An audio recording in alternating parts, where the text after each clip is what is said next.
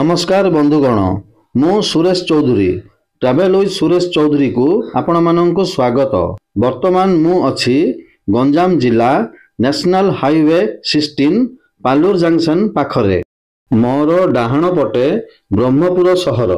ब्रह्मपुर ठारू पालूर जंक्शन प्राय 38 किलोमीटर तथा बाम पटे आम ओडिशार राजधानी भुवनेश्वर। भुवनेश्वर ठारू एठाकू दूरता प्राय 132 किलोमीटर।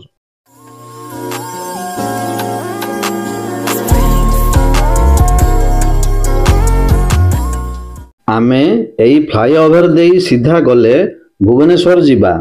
एहार बाम पटे साइड रोड देई डाहाण को गले पालूरगढ़ और प्रयागी पड़िबो। पालूरगढ़ और प्रयागी मध्य रास्तारे प्रभु अलेश्वर महादेवंक मंदिर तथा सी बीच जहाँकि आमर आजिर डेस्टिनेशन। पालूर जंक्शन नेशनल हाईवे रु प्रयागी 7 किलोमीटर। प्रयागी गाँ पूर्वरु महादेवंक मंदिर ब्रह्मपुर अलेश्वर मंदिर प्राय 45 किलोमीटर।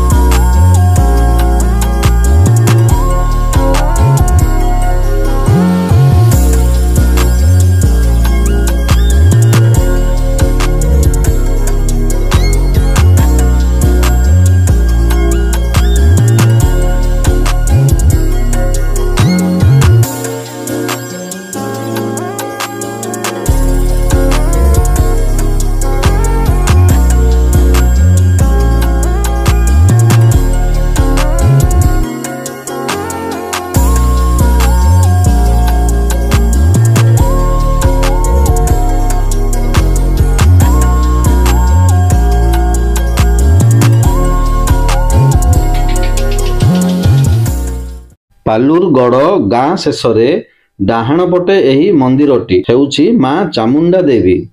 पालूरगढ़ राजांक इष्ट देवी। बहुत पुरातन मंदिरटी। माँक प्रतिमाटी आकर्षणीय होइछि। आखपाखर जनसाधारण भक्त माने छुट्टी दिन मानंकरे एठारे भोजी भातर आयोजन करिथांती। किंतु दुखर कथा माँक पीठटी अवहेलित होई आसुअछि।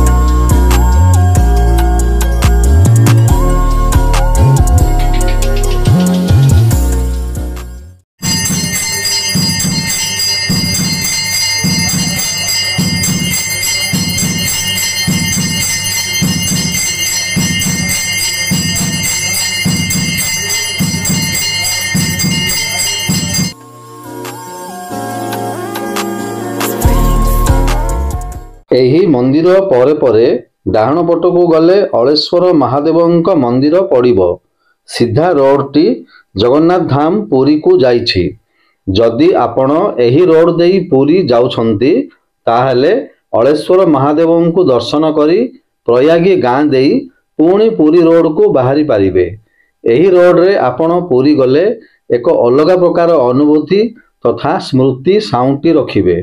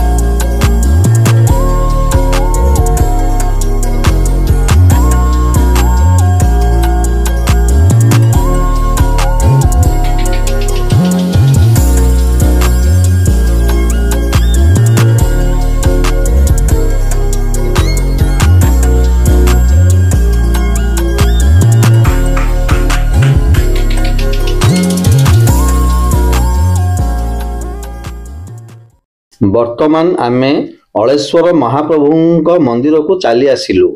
ଆପଣ ସିଧା ରାସ୍ତାରେ ଗଲେ ପ୍ରୟାଗୀ ଗାଁ ପଡ଼ିବ ଓ ସେଠାରୁ ପୁରୀ ରୋଡ଼ ଧରିବେ ଏବଂ ଡାହାଣ ପାର୍ଶ୍ୱରେ ମହାଦେବଙ୍କ ମନ୍ଦିର।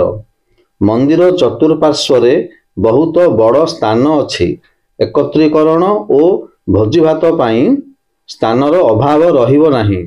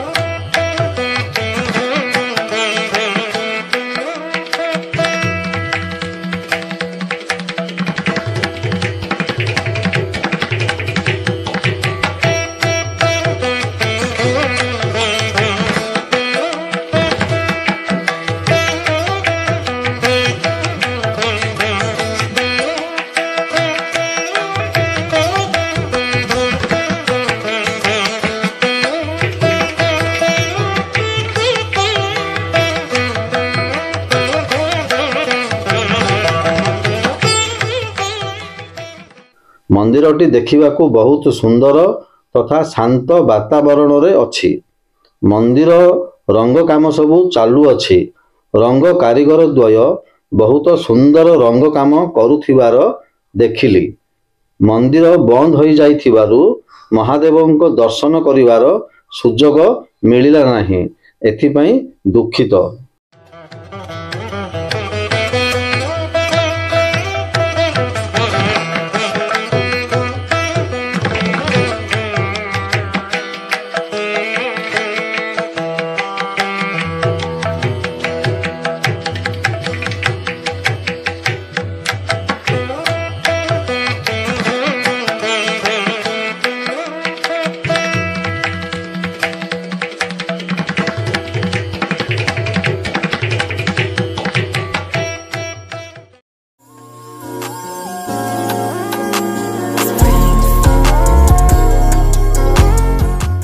ମହାଦେବଙ୍କ ଦର୍ଶନ କରିବା ସଙ୍ଗେ ସଙ୍ଗେ ଚାଲନ୍ତୁ ସି ବିଚ୍ ଦେଖିବାକୁ ଯିବା।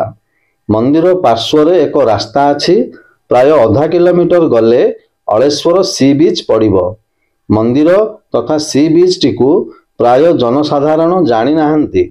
ଏଣୁ ସି ବିଚ୍ଟି ସମ୍ପୂର୍ଣ୍ଣ ନିରୋଳା। କେବଳ ସ୍ଥାନୀୟ ମତ୍ସ୍ୟଜୀବୀମାନଙ୍କୁ ଦେଖିବାକୁ ପାଇବେ। ଅନ୍ୟ ସି ବିଚ୍ ଅପେକ୍ଷା ଏଠାରେ ଜନସାଧାରଣଙ୍କ ଚଳପ୍ରଚଳ କମ୍। ଗମନାଗମନ ତଥା ସୁରକ୍ଷା ପ୍ରତି ନିଜେ ନିଜର ଧ୍ୟାନ ରଖିବେ।